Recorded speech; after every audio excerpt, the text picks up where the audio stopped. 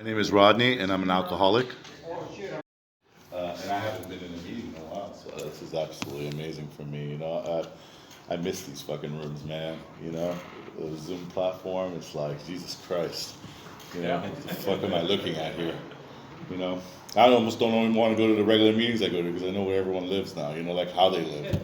So, you know what I'm saying? Like, fuck. Y'all need to make your bed. You know what I'm saying? Y'all need to make your bed. Is your closet in your fucking bedroom? Like, is it not an actual closet? Shit like that. But I actually was in Houston. I was telling someone outside I was in Houston. First, I'd like to congratulate the chip takers and the cake takers. That's wonderful. You guys are wonderful and welcome. And the milestones. It's great. I mean, I've had a few under my belt. Kept coming in. I had 5 years and, didn't do shit around here.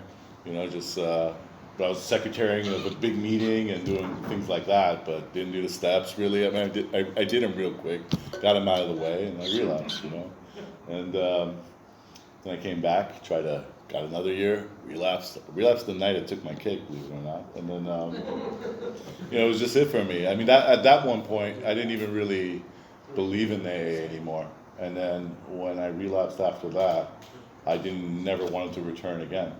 And and I went off on I was basically like Nicolas Cage fucking leaving Las Vegas. You know what I mean? I wanted to just fucking kill myself. That's it. There was no hope for me.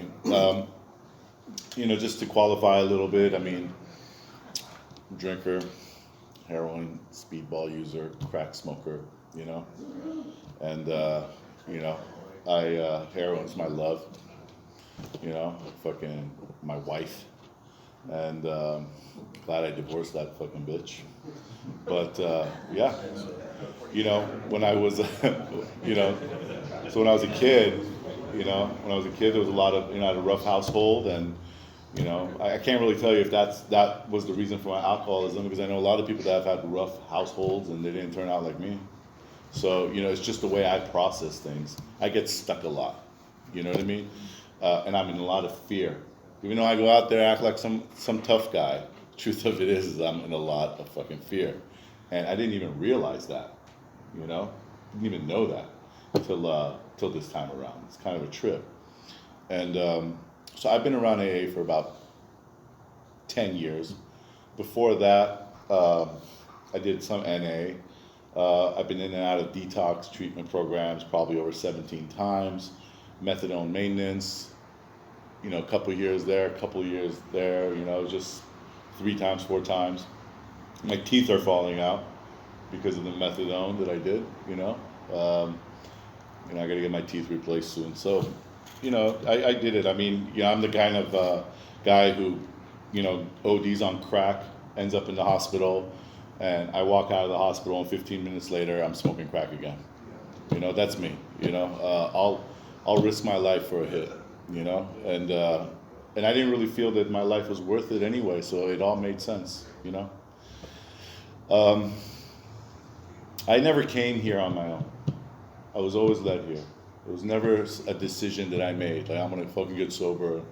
I mean, detox, I did that, I would go to detox to get off the heavy stuff, and and I would come out with no like desire to actually stay clean, but just to get off the heroin, get off those things where I could the things that are making me sick, and it would just start all over again. And normally the way it ends with me is I'm alone, I'm suicidal, I want to fucking kill myself. I have this plan to kill myself, and I push away everyone I love, that loves me, out of my life, and I isolate. And that's just the way I am, I'm not one of those, drink and party type of guys. I'm gonna drink and use to die. That's the way I like to do it. You know what I mean? When they say, so it was fun, then it was fun with problems, and it was problem. It was just always fucking just what it was with me. It was never fun. It was just survival. My childhood was unbearable, and when I think back at it, I don't think I had any other choice but to do something. So in a way, I do appreciate, drugs and alcohol for keeping me going through some years. When I came in the first time, really came in, it was through an intervention with my family, and I went into treatment 4 months this time, and I ended up in AA. And it was a culty brand of AA. It wasn't really like, that's, I think that it didn't really work for me. And I went there, and it was all fellowship, and it was all great. You know what I mean? Fellowship, all these people. It's like being in high school again. And I got a lot of commitments, and I was just doing meetings, and that type of thing. And what happened for me is there was a perfect storm in my life, and I was lacking the tools because I didn't really do the steps. And when that perfect storm hit, it knocked me down. And the way it happened is I had almost 5 years, and I was having panic attacks. I was in the midst of bankruptcy for my business, and was in a relationship gone bad. I had an evil fucking girl in my life at the time. You know what I mean? And I ended up. I would wake up with panic attacks, thinking I had a heart attack. I'd go to the emergency room a lot, and then I went to my doctor. I said I need something for this anxiety. I remember I spoke to a guy, an old timer, in the meetings, and he was like, just do the steps. And I was like, how the fuck is that going to get rid of my anxiety? I didn't believe in it. And I was actually tripping on this, actually. It's interesting to me. This just hit me when you were reading the principles here, which was step 3, faith, a firm belief of something for which there is no proof. So interesting to me, because it's like if you're new, you come here and you're like basically being shown this step work, and it's really the step work is to get your faith up and to believe in this higher power. And it's like, how could you believe something? How could you believe in this thing? If someone's telling you to basically pray to something imaginary, you know what I mean? It doesn't make sense. Like, how could you get over that hill? But what's interesting is when the gentleman read this just now, I was just sitting there saying to myself, there is proof. And I see it now in my life. There is actually proof, So anyway, long story short, I ended up moving away from kind of this area that I lived in, and I just went to drink and use till I die. It's really my plan. Give you guys the story. It's stupid, but I'll tell you guys anyway. So I was going to kill myself. I was going to hang myself that day.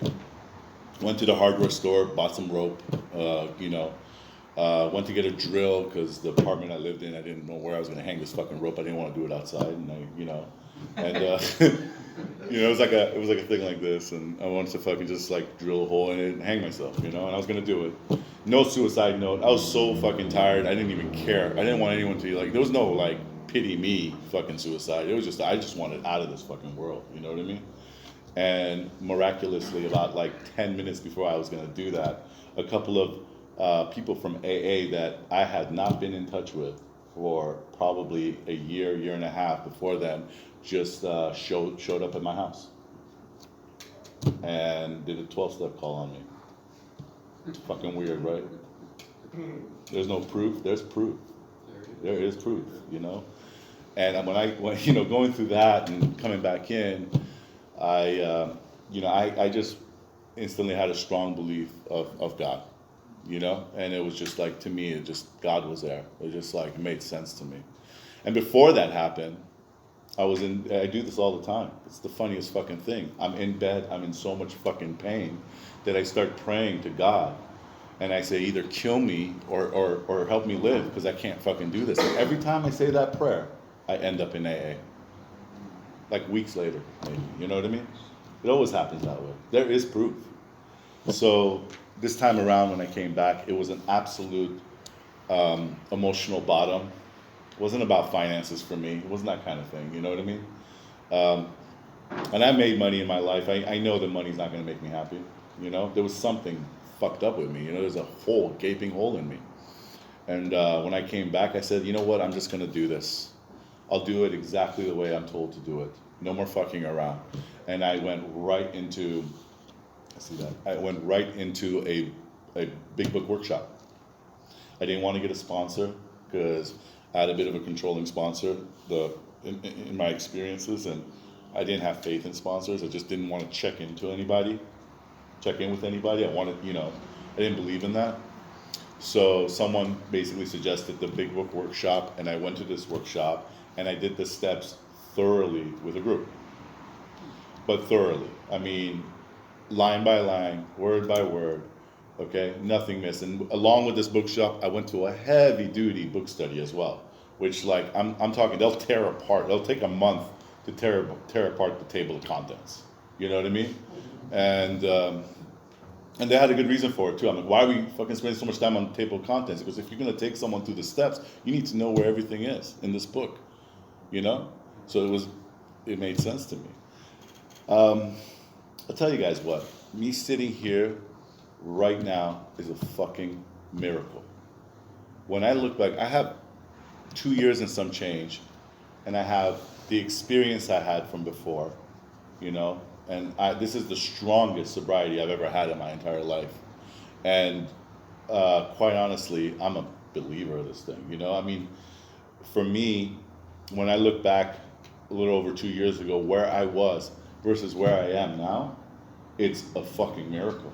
I don't go to sleep in fear. I don't wake up in fear. The days are not heavy. This pandemic, I'll chew it, spit it. I mean, I fucking did fine. You know what I mean? I did fine. I had God with me. You know, I had some bumps, but like, you know, realistically for me, it was just like, you know, I had faith. I knew that like, whatever is gonna happen, I'm gonna come out the other side of it stronger, smarter, wiser. And that's like life. And that is what I was missing out of life. I was missing the experiences. I ran away from all the experiences. They scared the shit out of me. You know? That's what I do. That's what I think we all do. We run away. We don't want to feel it. Now, give it to me, because I have faith. I know that when I get to the other side of whatever it is I'm fucking going through, I'm gonna be stronger, wiser, smarter. And it's gonna be the next missing piece that I'm gonna need that's gonna carry me to the next event in my life. And I've learned that around here. And I can look back in hindsight in my life and really see and connect the dots and really see that there is no mistakes in God's world. It is the way it is. I had to go through those experiences. So I don't even really cry about my past and all the sad childhood stuff and all that. It's given me a certain unique type of strength that I can share with you guys and hopefully be helpful. You know, hopefully you guys can relate. One person can relate, you know, and understand that no matter how much pain you're in life, it's just a perception change. Because all the same pain is still there that it was for me 2, 3 years ago, 10 years ago, but my perception has changed. I see things in a lot more positive manner, regardless of how dark it may seem. And round I go. I can take it even a little bit further. I've done, you know, I've read into this a lot, you know. I truly believe this. You guys might think it's kind of huckadori, but, you know, I'm a spirit having a temporary human experience. Which means my third step, which is what I refer to the most out of all the steps, because I made a pact with God.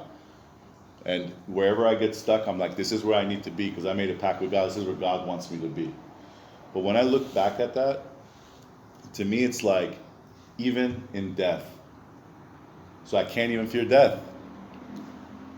If I'm a spirit having a temporary experience, all this is an experience. Even in death, I have to trust that I'm transforming into something else. One more minute?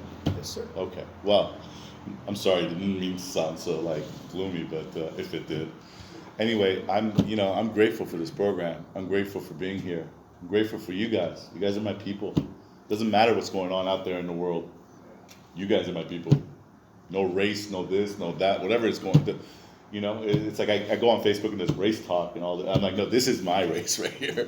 Wherever you guys are from, this is me. You know what I mean? And God bless you guys. You guys are my brother. I don't even know you guys. You guys are my brothers. You know, so if you're new, just stick around and and just get into the steps. Don't fuck around. I'm telling you, the steps is where it's at. This program is built on that. You know, don't shy away from that. Do the steps, do them thoroughly, be honest about it, how you do it, and trust me, by the time you're done with those steps, your life will change. Thank you so much.